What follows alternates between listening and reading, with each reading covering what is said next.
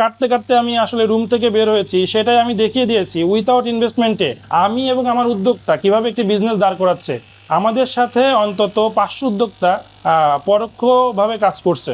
আসলে আমি যখন উদ্যোক্তা হওয়ার চেষ্টা করেছি, অনেক অপমানিত হয়েছি, কেঁদে রুম থেকে বের হয়েছি। আসলে সেই ধাক্কাটা যদি আমি না পেতাম, তাহলে এই স্বপ্ন দেখা আসলে আমার হতো না। আমরা মূলত নতুন উদ্যোক্তাদেরকে তৈরি করি। নতুন উদ্যোক্তাদের তৈরি করার জন্য আমাদের এটাই মেন লক্ষ্য, যে উদ্যোক্তা তৈরি করতেছি, উদ্যোক্তা তৈরি করে যাব।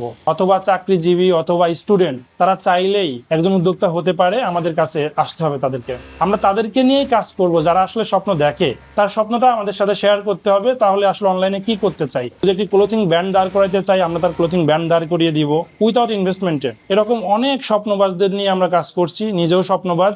মানুষ ডিরেক্টলি বলছে, আসলে তোমার কাছে মানি মেন, টাকা যদি না থাকে, ইনভেস্টমেন্ট যদি না থাকে, তোমার স্বপ্ন দেখে আসলে কি হবে? তো স্বপ্ন দেখার অধিকার তোমার নেই। আমাদেরকে এভাবেই বোঝাতে চেয়েছে যে সেরা কাঁথায় শুয়ে আসলে লাখ টাকার স্বপ্ন দেখে কোনো লাভ নেই, তো বামন হয়ে চাঁদে হাত দিও না তোমরা।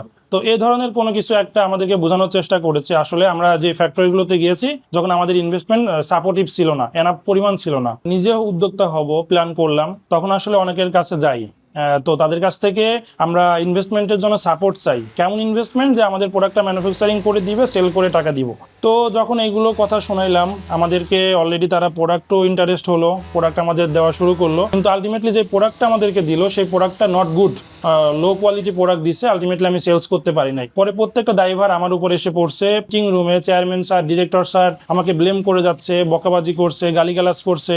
সেই রুম থেকে আমি কানতে কানতে বের হয়ে যাই এবং প্ল্যান করি আমি এমন উদ্যোক্তা তৈরি করব, যখন উদ্যোক্তাদের যেন এই প্রবলেমে আর না পড়তে হয়। এই কথাগুলো যখন আমরা একটি ফ্যাক্টরি থেকে পাইতাম, যে আসলে আমাদের ইনভেস্টটাই মেন, আমাদের স্বপ্নগুলোকে দেখা হতো না, তখন আমাকে মনে হতো আমি যে উদ্যোক্তাগুলো তৈরি করব, আমার উদ্যোক্তা যেন আসলে ইনভেস্টমেন্টের প্রবলেমে না পড়ে। তাদের মেন দায়িত্ব থাকবে কাস্টমার অ্যাকুইজিশন করা, সেলস করা, সেলসে ফোকাস করা। তো আমরা অনেকগুলো সিস্টেম ডেভেলপ করেছি। সেই সিস্টেমের মধ্যে হচ্ছে আপনার product management, product shipping, inventory management এবং ডেলিভারি। তো এই জিনিসগুলো একজন উদ্যোক্তাদের জন্য আসলে বড় চ্যালেঞ্জ। তো এই চ্যালেঞ্জটা আমরা আসলে তাদেরকে স্মুথ করে দিয়েছি।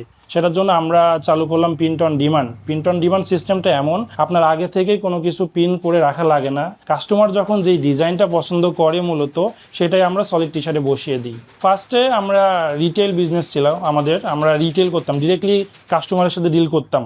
তো প্রথমে আমাদের রিটেল বিজনেসে যেই প্রবলেমগুলো ফেস করেছি, আমি যে উদ্যোক্তাগুলো তৈরি করব, সেই উদ্যোক্তা যেন এই প্রবলেমগুলো আর ফেস না করে, আমরা সেটা নিয়ে কাজ করছি এখন বর্তমানে। বাংলাদেশ উদ্যোক্তা তৈরি করার জন্য কোনোভাবেই তারা সাপোর্টিভ না। কারণ আমরা যাদের সাথে কাজ করব, যে বড় ফ্যাক্টরিগুলোর সাথে কাজ করব, তারা আমাদেরকে কোনো না কোনোভাবে পিছুটান দিচ্ছে। হয়তো তাদের কমিটমেন্ট ঠিক নাই, বা প্রোডাক্ট দিয়েছি, পরবর্তীতে ওই ফ্যাক্টরিটা উধাও হয়ে গেছে, বা আমাদের যেই কমিটমেন্ট ছিল টাইম লাইনে ডেলিভারি করা, কোয়ালিটি মেনটেন করা, সেগুলো আমরা আসলে পাচ্ছিলাম না। পরবর্তীতে ডিসিশন নিয়ে নিজেই ফ্যাক্টরি করব।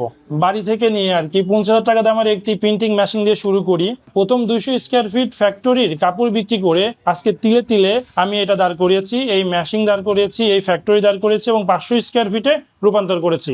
আলহামদুলিল্লাহ, এখন আমার এনাফ পরিমাণ মেশিন রয়েছে, যেটা দিয়ে প্রতি মাসে আমরা 20 থেকে 30,000 পিস প্রোডাকশন করছি এবং সেটা সেলও করছি।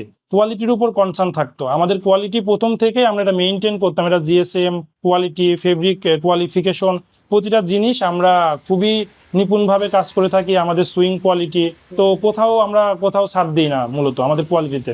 এখানে প্রতিটা উদ্যোক্তার, প্রতিটা কাস্টমার, এদের কথা আমরা চিন্তা করতাম।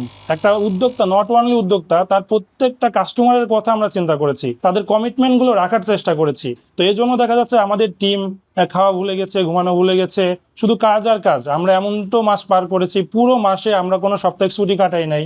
সকাল 8টায় আসছি, রাত 2টায় গেছি বাসায়, কারোর ঘুম নাই, এরকম সময় আমাদের পার করতে হয়েছে। মিটিং রুম থেকে কানতে কানতে বের হয়ে যাওয়ার পরে আলহামদুলিল্লাহ আজকে আমি এই সেটআপটা দিতে পেরেছি, যে আমার 5,000 স্কোয়ার ফিটের একটি ফ্যাক্টরিতে 60 জন মতো কর্মী এখানে আমাদের প্রত্যেকটা উদ্যোক্তাদের স্বপ্ন গড়ার জন্য কাজ করছে।